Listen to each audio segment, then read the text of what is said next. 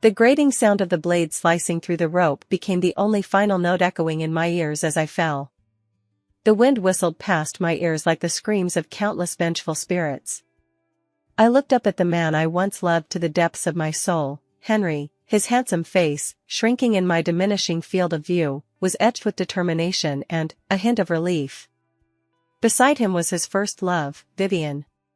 She hung tearfully from another rope, resembling a delicate white flower, while I was the weed clipped away to preserve that flower. "Serena, I'm sorry. Vivian can't die." These were the last words he said to me. Then, like an abandoned pebble, I plummeted rapidly into the bottomless canyon. Ironic, isn't it? Today was our 3rd wedding anniversary. We were both outdoor enthusiasts, and Henry suggested commemorating this special day with a tandem rock climbing adventure. I readily agreed. But just as we were geared up and ready to go, Vivian's call came in. On the other end, she sobbed uncontrollably, saying she had been heartbroken, felt her entire world collapsing, and could no longer go on living. Henry's brows immediately furrowed into a deep frown. Holding the phone, his voice was a tenderness I had never heard before. "Vivian, don't do anything foolish." "Where are you?" "I'll come right away." I stood aside, my heart sinking bit by bit. This scene had played out countless times over the past 3 years. Vivian, Henry's childhood sweetheart and first love, had been abroad for 7 years and suddenly returned a year ago, becoming an ineradicable thorn in our marriage ever since. When she lost her job, Henry used his connections to find her employment. When she fell ill, Henry rushed out at 3 a.m. to deliver medicine to her, leaving me alone in the cold bed. When she argued with her boyfriend, Henry could abandon our family dinner with my parents to accompany her for drinks and consolation. I had not refrained from protesting. But each time, Henry would look at me with those affectionate eyes and say, "Serena, don't overthink it. She and I are just friends, like siblings. She's all alone in City A with no one to rely on, I can't ignore her." His friends, my mother-in-law, everyone advised me, "Serena, be more magnanimous. Vivian is just too naive, Henry is merely kind-hearted. You are his wife." Naive? A woman who could summon a married man at will, chat with him late at night, and constantly require brotherly comfort, could she truly be naive? I sneered inwardly, yet I could only swallow my grievances and anger time and again. Because I loved Henry, loved him enough to blind myself for his sake. This time was no different. Henry hung up the phone and looked at me with a troubled expression. "Serena, Vivian, her emotions are very unstable. I want to bring her along to unwind. Perhaps an extreme sport like rock climbing can help her vent." I looked at him, almost laughing in anger. "Henry, today is our wedding anniversary. Moreover, Vivian is a rock climbing novice, taking her to such a dangerous place, are you insane? It's fine, I'm here. I'll protect both of you." He walked over, embracing my shoulders, his tone pleading, "Serena, just this once, okay?"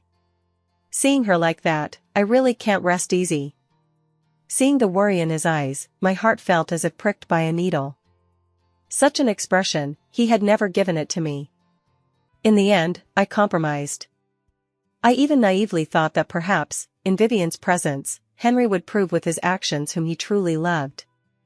Reality, however, delivered the loudest and bloodiest slap to my face. We chose a moderately difficult rock face with stunning scenery. Henry, as the lead climber, was experienced, Vivian and I followed behind. It started smoothly. I deliberately kept my distance from them, unwilling to witness their nauseating sibling affection. Vivian lived up to expectations, whining and feigning weakness all the way. "Henry, I'm scared, my hands have no strength. Henry, this rock is so slippery, I can't climb up."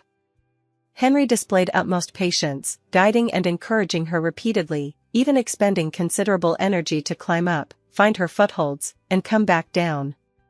Meanwhile, I followed silently behind like an outsider, the ice in my heart thickening. The accident occurred at 2 p.m. The weather changed abruptly, with strong winds blowing without warning, dislodging several pebbles from above. Vivian screamed, her foot slipped, and she was instantly dangling in midair. Her swing caused Henry, who was on the same belay line, to lose balance as well. And I, positioned below them, was yanked downward by this immense force, crashing hard against the rock wall. In an instant, the three of us were like a string of grasshoppers, suspended in midair solely by a solitary piton on the rock wall and the main rope. Ah, help! Henry, save me! Vivian's cries were piercing, as if tearing through the sky. Don't be afraid. Vivian. Hold on tight. Henry's voice was filled with panic. My forehead was gashed, blood flowing down my cheeks and blurring my eyes. Enduring the intense pain, I looked up. The situation was worse than I imagined. The sole piton, under the pull of three people's weight, showed signs of loosening, with surrounding rock cracks widening. It wouldn't hold much longer. Henry! Listen to me! I shouted with all my strength, trying to calm him. Listen, you need to adjust your center of gravity immediately, slowly shift your and Vivian's weight to the auxiliary rope on the other side, then use the ascender. My words were cut off by Henry. Serena! Stop talking. I can't do it. His voice trembled with despair. The piton is about to fall. We'll all die. We won't. Trust me. We still have a chance. I tried to make my voice sound calm, but my heart kept sinking. I knew Henry well, we had climbed together for 5 years, and I was fully aware of his skills and mental resilience. It wasn't that he couldn't do it, he was panicked. His heart was entirely with Vivian. Henry. I feel so awful, my hands are about to break. Vivian's cries grew fainter, as if she might stop breathing at any moment. I don't want to die. My parents have only me as their daughter. This feeble sobbing shattered the last remnant of reason in Henry's mind like a heavy hammer. He stared fixedly at the precarious piton, then glanced at Vivian below, sobbing weakly, a flash of mad determination crossing his face. Then, he lifted his head and looked at me. In that moment, our eyes met, and I saw something in his gaze I had never seen before: remorse, pain, struggle, but mostly a cold, ruthless determination to sacrifice everything for a certain goal. My heart stopped beating in that instant. An absurd and terrifying thought slithered into my mind like a venomous snake. No. It couldn't be. He was my husband, we had vows to be together for life, never to part. How could he? Serena. He spoke, his voice hoarse like sandpaper scraping. I'm sorry. My blood froze in an instant. Henry, what are you going to do? My voice trembled uncontrollably. He didn't answer me but instead pulled a sharp mountaineering knife from his waist equipment pouch. That knife was the birthday gift I had given him, imported from Germany, capable of cutting through iron like mud. The blade reflected a bone-chilling glint under the overcast sky. Henry, don't. Vivian also saw his action. Not only did she not stop him, but she cried even harder, yet a fleeting glint of anticipation and malice flashed in her eyes, hard to detect. I saw it all. So this was her true face. So I was the most ridiculous fool. Henry! I screamed shrilly, like a dying cuckoo. You dare! He closed his eyes, seemingly unable to bear looking at my face. Serena, you're the strongest, the best at taking care of yourself. His voice drifted in the wind, light as a sigh. But Vivian is different, she's been frail since childhood, she can't live without me. What a ridiculous reason. Just because I'm strong, I deserve to die? Just because she's weak, she deserves to be saved, even at the cost of my life? I looked at him and suddenly laughed. As I laughed, tears flowed down, mixing with the blood on my face, salty and bitter. 3 years of marriage, 5 years of relationship, it turned out to be nothing but a joke. I, Serena, at 28 years old, decisive and feared in the business world, yet in love, I lost utterly, left in ruins. Henry, I stopped laughing, my voice cold as the ice in the canyon. You'll regret this. I'm sorry. He said those 3 words again, then raised his hand, and the knife fell. Screech, that sound was the cruelest symphony I had ever heard. My world spun. Weightlessness enveloped me instantly, like a leaf swept away by a gale. I plummeted powerlessly into the endless abyss. In the last second before losing consciousness, I seemed to hear Vivian's relieved sobs and Henry's heart-wrenching shout. Serena. Hypocritical. Truly disgusting. Pain. My entire body felt as if disassembled and reassembled, tearing agony radiating from every limb. I struggled to open my eyes, greeted by mottled tree shadows and a gray, hazy sky. Was I still alive? I moved my fingers, the sharp pain making me gasp. Looking down, I realized I was lying on a massive, laterally growing cliff cypress. This tree grew on an inward recessed cliff, like a natural shelter. It had saved my life. I struggled to sit up and assessed my injuries. My left leg was fractured, twisted at a bizarre angle. My right arm was dislocated, hanging limply. Countless abrasions and bruises covered my body. The wound on my forehead had clotted, with scabs matted in my hair, itchy and painful. I had never been so disheveled. Yet I felt no pain. The wound in my heart hurt 1,000 times more than all my physical injuries combined. Henry's resolute face, Vivian's triumphant sobs, and the knife that severed all our bonds replayed in my mind like movie scenes. Each frame was like a poisoned blade, repeatedly torturing my heart. Love? It had long vanished. What remained was overwhelming hatred. Henry, Vivian. You thought I was dead, didn't you? You thought you could be together in peace, using my life to fulfill your great love? Dream on. As long as I, Serena, had a breath left, I would crawl out from hell and personally send you adulterous pair to the 18th level of hell, never to be reborn. A powerful will to survive and flames of vengeance burned fiercely in my chest. I couldn't die. I absolutely couldn't die here.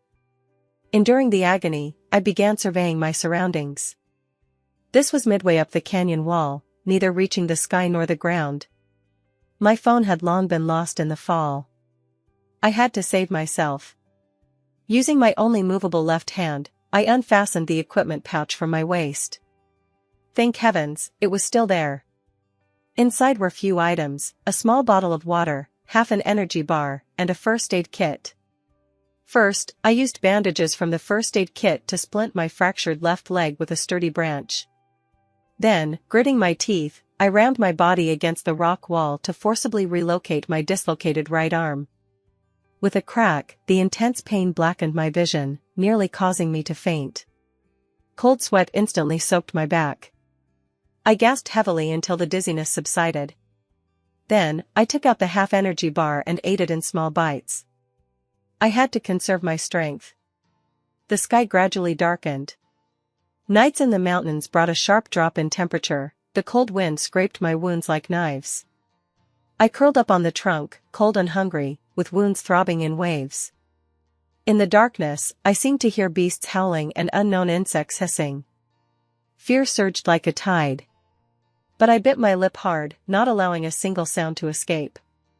My mind held only one thought: survive.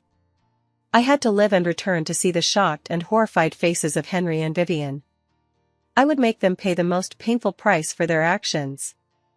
This thought, like a fire, sustained me through the long, cold night. The second day, the third day. 2 days passed. My water and food were exhausted. My lips cracked and bled, my throat felt like it was smoking. I began hallucinating.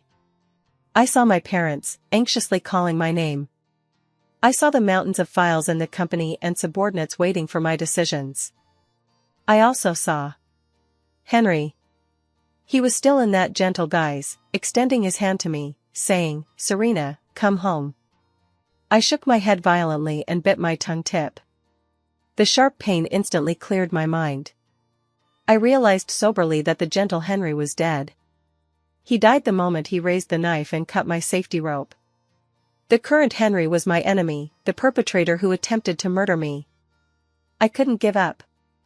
With my last ounce of strength, I rummaged through the first aid kit and found a survival whistle. Then, I began blowing. Beep, beep, beep, the shrill whistle echoed through the vast canyon. I didn't know if it would work. I only knew it was my last hope. I blew for a while, rested for a while, conserving energy. Time passed second by second. My consciousness began to blur. Just when I thought I would truly die here, a buzzing sound approached from afar. It was the sound of a helicopter. The rescue team. Immense joy burst in my heart. With all my strength, I blew the survival whistle. Beep, beep, beep, beep. The sound was hoarse yet full of power. Soon, the helicopter hovered above me, a rope descended, and a figure in orange rescue gear appeared before me like a deity. Miss. Are you okay? Hold on. We're here to rescue you. Seeing him, my tears finally broke free and streamed down. I was saved. I could go back and seek revenge. When I was delivered to the temporary medical point at the mountain base, I saw the two people I dreamed of tearing apart, Henry and Vivian. Both had changed into clean clothes, appearing unscathed. Vivian was leaning in Henry's arms, sobbing softly, looking as if she had suffered immense injustice. Henry held her, comforting her gently, his face full of heartache and pity. Police and rescue team members surrounded them, seemingly inquiring about the situation. What a touching scene of mutual affection, if not for the dead person's, inopportune appearance. My stretcher was carried over. All eyes instantly focused on me. The air seemed to freeze in that moment. I saw Henry's gentle and pitying expression instantly turn to utmost shock and fear. His pupils contracted sharply, his mouth agape wide enough to fit an egg, as if seeing a ghost in broad daylight. And Vivian in his arms was even more pale with fright. Her pitiful face instantly drained of color, pallid as paper, her eyes filled with disbelief and malice. Yes, malice. She hated that I hadn't died.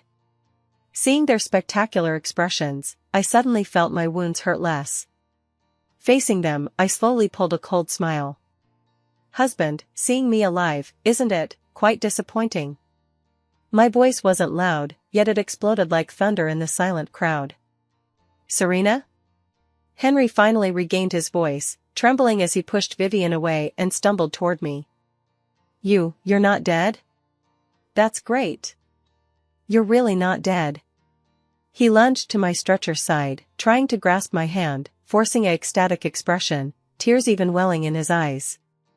Thank heavens. I knew you had good fortune. Serena, you scared me to death. I thought I'd never see you again. His acting was so superb it was nauseating. If I hadn't personally experienced that hellish fall and 2 days and nights of desperate waiting, I might almost have been fooled by his affectionate demeanor. I raised my only movable left hand, avoiding his touch. Don't touch me. My voice was ice cold. I find it filthy. Henry's movement froze, his expression solidified. Serena, what are you saying? I said, don't touch me with that hand that held the knife and killed me. I stated clearly, word by word. I find it disgusting. My words made everyone around gasp. All eyes shuttled between Henry and me with inquiry and doubt. A police officer approached, asking gravely, Madam, what do you mean by what you just said? What do you mean by killed you? I ignored the officer, my eyes remained fixed on Henry throughout. I wanted to see how he would quibble. Henry's face had turned from pale to ashen. Panic flashed in his eyes, quickly replaced by a heartbroken expression. Serena. How can you say that? I know you're injured and resentful, but how can you slander me like this? He turned to the police, explaining sorrowfully, Officers, don't listen to her nonsense. The situation was extremely critical, the piton loosened, and all 3 of us were hanging there. Suddenly a gust of wind came, and Serena, she didn't step steadily and slipped off. I wanted to save her then, but it was too late. As he spoke, he closed his eyes in pain, 2 streams of tears flowing aptly. It's my fault. I couldn't protect her. It's all my mistake. If possible, I wish it had been me who fell. Oh, what a heartrending drama of deep affection and loyalty. Not pursuing acting is truly a waste of talent. Vivian behind him immediately caught on, covering her mouth as she wept uncontrollably, joining in the chorus. Yes, officers, don't blame Henry, he really did his best. When sister-in-law fell, Henry completely broke down, crying like a child, even wanting to jump down with me to accompany her. I held him tightly to prevent him from doing something foolish. Sister-in-law, I know you resent us, but things really aren't as you think. While crying, she looked at me with a reproachful gaze as if saying, how can you be so unreasonable? The two harmonized, inverting right and wrong, turning an intentional murder into a regrettable accident. The surrounding people's gazes toward me began to change oddly. Yes, a woman who just survived a life-or-death ordeal, emotionally agitated and rambling, seemed excusable. And her husband, though guilty of failing to save his wife, was also a pitiable victim, grief-stricken. If I were a bystander, I might believe their story. Unfortunately, I wasn't. Watching their strenuous performance, a cold laugh nearly escaped my lips. Is that so? I spoke softly, interrupting their act. Slipped and fell? Slowly, I pulled something from my jacket pocket. It was what I subconsciously clutched tightly during the fall, the severed end of my safety rope. I held it up before Henry, displaying it to everyone. Henry, tell me, what kind of slip could make a professional climbing dynamic rope, 10.5 millimeters in diameter, capable of withstanding over 2 tons of tension, break so neatly? The rope's cut was smooth as a mirror. It was the mark of a sharp blade severing it in one stroke. It couldn't possibly have been frayed by rocks or snapped from excessive tension. It was a knife cut. All eyes fell on that section of rope. Many present were professional rescuers and climbing enthusiasts, they recognized the issue at a glance. Whispers arose in the crowd. This cut, it's definitely from a knife. Too neat, couldn't be accidental breakage. What's going on? Could what she said be true? Henry's pupils contracted sharply again. He stared fixedly at the rope in my hand, his face draining of color in a whoosh. He probably never dreamed that in such circumstances, I would retain such fatal evidence. No, this isn't. His lips trembled, unable to form a complete sentence. Isn't what? I looked at him coldly, pressing step by step. Not your doing? Then where is your mountaineering knife? The one you gave me as a birthday gift, that incredibly sharp German knife, where is it? My knife. Henry's gaze began to evade. My knife, in the chaos, I accidentally dropped it. Dropped? I laughed, tears coming out from laughing. Henry, oh Henry, your lying skills are as poor as ever, unchanged for a decade. I turned to the police officer who had remained silent, my voice suddenly rising, filled with accusation and indignation. Officer. I want to report a crime. I, Serena, formally report my husband Henry and his first love Vivian for conspiring during the climb to deliberately cut my safety rope, attempting to murder me. This section of rope in my hand is evidence. My injuries are evidence. I demand an immediate investigation. Search their belongings and see where that dropped murder weapon really is. My voice echoed through the entire camp. Everyone was shocked by my words. Henry and Vivian's faces could no longer be described as pale, it was the ashen hue of the dead. The officer's expression became extremely serious. Please calm down, Miss Serena. We will immediately verify what you've said. He signaled to his colleagues, Lee, Amy, please take these two, Mr. Henry and Ms. Vivian, aside for statements and check their personal gear. No. I didn't. I'm innocent. Henry exploded like a cat with its tail stepped on, pointing at me and roaring hysterically, Serena. You madwoman. Why are you harming me like this? Is it because I brought Vivian, you're jealous, so you deliberately fabricated these lies to retaliate against me? His words reminded me of Vivian, who had been standing behind him, trembling. I cast my icy gaze toward that delicate white lotus. Miss Vivian, it's your turn. Didn't you say he was grief-stricken then, wanting to jump down with you to accompany me? I looked at her, a cruel curve at my lips. Then dare you let the police check your clothes to see if there are any marks from a sharp instrument? I remembered clearly. When Henry cut my rope, Vivian was right beside him. The knife was so close to her. In that chaos, the blade very likely could have accidentally slashed her clothes, or even her skin. Vivian's body stiffened abruptly. Subconsciously, she covered her left arm with her hand. That action, though only momentary, was keenly captured by me, and noted by the surrounding police. Officers? I didn't. I know nothing. Her voice shook uncontrollably, tears falling like broken beads. I was terrified then, I saw nothing. Sister-in-law, why are you doing this to me? I know you don't like me, but you can't wrong me like this. She tried to repeat her old trick, using tears to gain sympathy. Unfortunately, before ironclad evidence, more tears only made it worse. The two officers approached them, stating expressionlessly, "Mr. Henry, Ms. Vivian, please cooperate with our investigation." Henry still wanted to resist but was deterred by the officer's sharp gaze. He looked at me, eyes full of malice and unwillingness, as if I were the heinous criminal. I met his gaze fearlessly, my eyes holding only endless coldness and mockery. Henry, the game had just begun. The police were highly efficient. In less than 10 minutes, they found the blood-stained mountaineering knife in the interlayer of Vivian's backpack. The blood was mine. The handle clearly bore Henry's fingerprints. Simultaneously, the forensic examiner found a slash from a sharp instrument on Vivian's left arm jacket. With witnesses and evidence complete, Henry and Vivian were immediately detained by the police. I was lifted onto an ambulance by medical personnel and sent to the best hospital in the city. Lying in the ambulance, my first action wasn't to contact my parents but to call my company's chief legal advisor, Victor. Victor, my voice was somewhat hoarse from weakness, but my thoughts were exceptionally clear.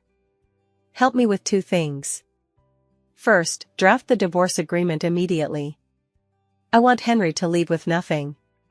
We had a prenuptial agreement, all assets under his name, including cars, houses, company shares, are increments from my premarital property, and I have the right to reclaim them all. Second, I want to file criminal charges against him and Vivian for intentional homicide. I want them to rot in prison. Victor on the other end was evidently stunned by my words. Serena? What happened? Are you injured? A minor accident, I won't die. I narrated calmly. My husband, for his first love, pushed me off the cliff. Oh no, he cut my rope. I could imagine the shocked expression on Victor's face. All right, Serena. I understand. He quickly regained his professionalism. Rest assured, I'll handle these 2 matters immediately.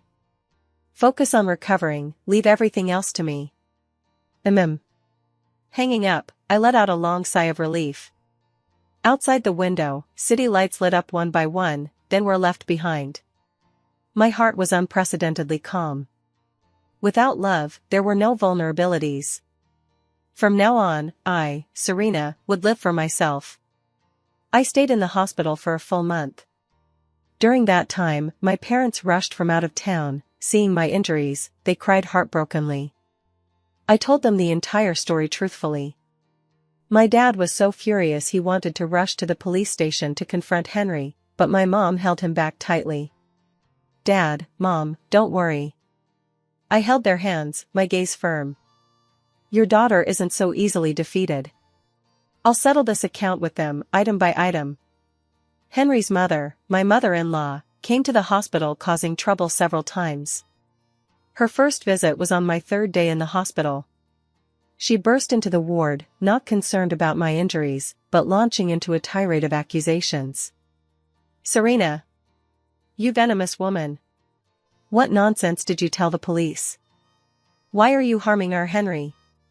Like a shrew, she pointed at my nose and cursed. Henry loves you so much, how could he harm you? It must be you. You must have fallen carelessly yourself, now turning around to frame him. What a ruthless heart.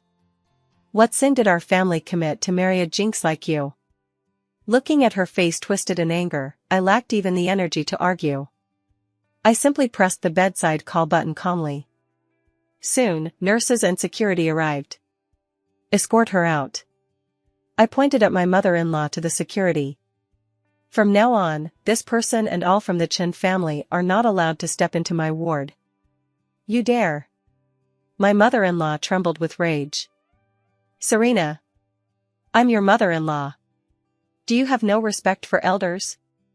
From the moment Henry raised the knife against me, you ceased to be my mother-in-law. I looked at her coldly. Get out. My mother-in-law was forcibly dragged out by security. She threw a tantrum in the corridor, wailing and attracting a crowd. Yet I didn't even bother to lift an eyelid. Her second visit was with a lawyer and a forgiveness letter. By then, Henry and Vivian had been formally arrested and prosecuted for intentional homicide. She changed her previous arrogance, crying profusely before me. Serena, Mom begs you, spare Henry this time. He's still young, he can't go to prison. If he does, his life will be ruined. She pushed the forgiveness letter toward me. Serena, as long as you sign this, the Chen family is willing to compensate you. Our old house and all my savings, I'll give them all to you. Please, for the sake of us once being family, show mercy and let Henry off. Looking at the forgiveness letter, I found it utterly ridiculous. Let him off? I looked at her, countering, then who will let me off? When he pushed me off the cliff, did he think of letting me off? When I was desperately waiting to die in the mountains, who came to let me off? My voice wasn't loud, yet each word pierced the heart. My mother-in-law's cries paused, her face turning ugly. Wasn't it an accident? Henry was just momentarily confused. Momentarily confused? I sneered. Killing one's wedded wife to save a first love, this is momentarily confused? In your eyes, your son's future is more important than my life, right? My mother-in-law was rendered speechless by my question. I picked up the forgiveness letter and, in front of her, tore it to shreds bit by bit. Go back and tell your son to prepare. On the court day, I'll personally testify and send him in. I threw the shreds at her face, stating word by word, for the rest of his life, let him repent properly in prison. Serena. You vicious woman. Seeing pleading hopeless, my mother-in-law revealed her true colors again, pointing and cursing at me. I closed my eyes, too lazy to glance at her. Whatever she said could no longer sway me in the slightest. A month later, I was discharged. My leg was still in a cast, requiring a wheelchair. On discharge day, Victor picked me up. He told me the divorce procedures were completed. Since Henry was at fault and we had a prenup, the court awarded all marital property under our names to me. Henry truly left with nothing. Through Victor, I also handled the civil compensation lawsuit against Henry and Vivian. They were required to jointly compensate me for medical expenses, lost wages, and mental damages, totaling over $3 million. Of course, I knew they couldn't pay this sum. But that wasn't important. What mattered was making them penniless. The criminal trial was scheduled in half a month. During that time, I recuperated at home while handling accumulated company affairs. I thought the matter would conclude like this. Unexpectedly, 3 days before the trial, I received an unforeseen call from Vivian's parents. They apologized profusely on the phone and proposed meeting me. I initially wanted to refuse. But one sentence they said changed my mind. Miss Serena, we know some secrets about Vivian and Henry that might be useful for your lawsuit. I agreed. The meeting place was set at a quiet cafe. Vivian's parents were a seemingly honest and dutiful middle-aged couple. Upon seeing me, they bowed deeply. Miss Serena, we're sorry, it's our failure in raising her that led her to commit such heinous acts. Paul's face was filled with guilt and weariness. We came today to atone on behalf of that sinful daughter. Saying this, they handed me a craft envelope. Inside are all of Vivian's consumption records since her return, and her chat logs with Henry. We secretly copied them from her computer. I opened the envelope puzzled. Inside was a thick stack of A4 papers. I flipped through them one by one. The more I read, the colder my heart grew, my hands trembling uncontrollably. The consumption records showed that in the year since Vivian's return, she had almost no income source. Yet she lived an extremely luxurious life, designer bags, high-end cosmetics, 5-star hotels. All bills were paid by Henry. So his so-called assistance was this boundless sponsorship. And those chat logs made me feel as if plunged into an ice cave. Henry, I fancy a new bag, buy it for me, okay? Henry can't bear to see you suffer, I'll support you. Henry, did Serena argue with you again?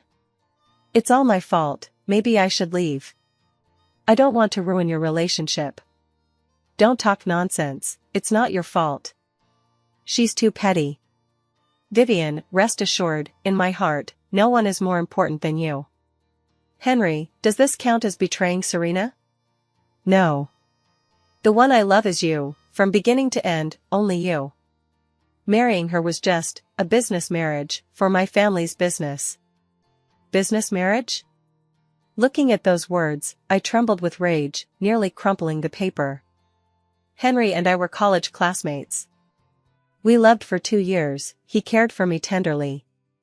After graduation, he proposed, and I thought we were a match made in heaven. Our family was wealthier than theirs, and my company, with my father's help, had given Henry's family many projects. But I never imagined that in his heart, our marriage was just a transaction? And I was merely the woman he had to marry for business? How ridiculous! How cruel! Miss Serena, don't be angry. Helen looked at my ashen face and spoke cautiously. Actually, Vivian, this time she returned, wanted to snatch Henry back. She felt you took everything that should have been hers. So she designed all this? I lifted my head, eyes bloodshot. Yes. Paul nodded painfully. The climbing was her idea. She said to create an accident to make you disappear forever.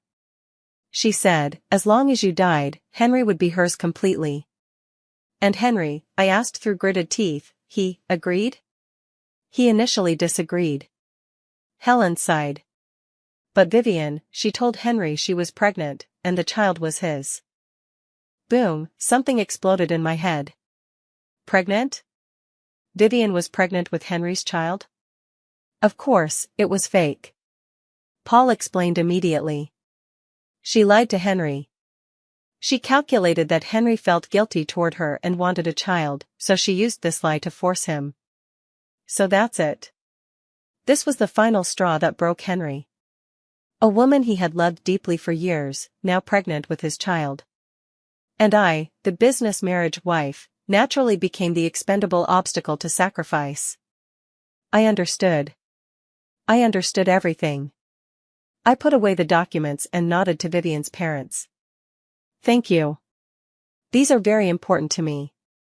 We should thank you.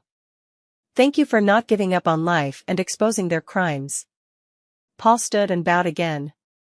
Miss Serena, we have only one request. Let the law judge as it should, we have no objections. We only ask to see her one last time before her sentencing. Their faces showed the deepest sorrow of parents. I was silent for a moment, then said, I'll convey your request to the judge. Half a month later, in court. I sat in the plaintiff's seat, coldly watching the adulterous pair in the defendant's seat. After many days, they both looked much more haggard. Henry's face was covered in stubble, his eyes dull. Vivian was emaciated, no longer the pitiable figure she once was. Seeing me, their eyes filled with hatred and fear. The trial proceeded without drama. With complete evidence and witnesses, their defense lawyer had almost no ground to argue. Henry insisted it was negligent homicide, claiming he only intended to cut the rope to reduce the load on the piton, not expecting me to fall. Vivian absolved herself completely, saying she knew and saw nothing. Truly laughable.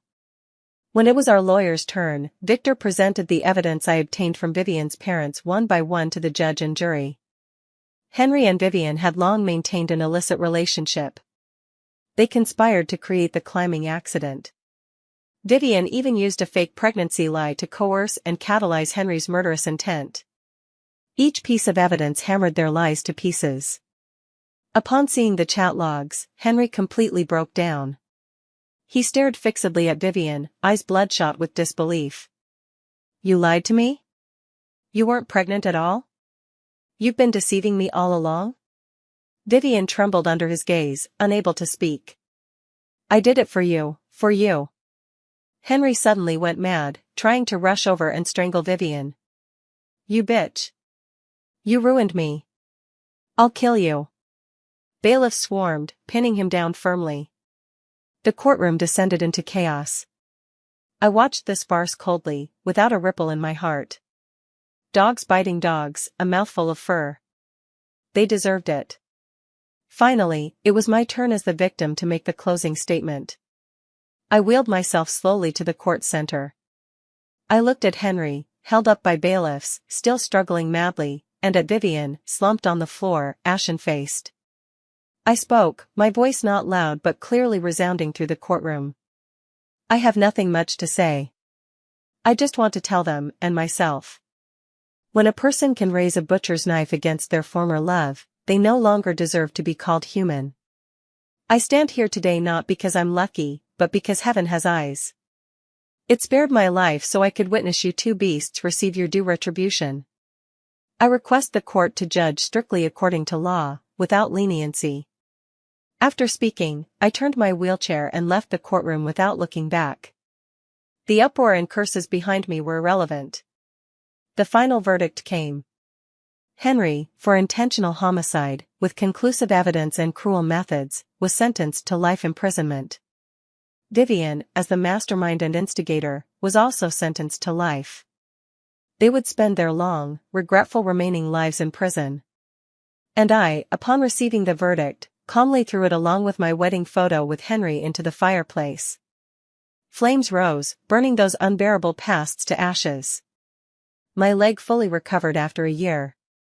I stood again, straighter and steadier than before. I managed the company orderly, tripling performance. I picked up the trekking poles and safety rope again, conquering higher and more perilous peaks one after another. Each time standing at the summit, overlooking the sea of clouds and mountains below, I would recall that fall. It wasn't the end. It was my rebirth.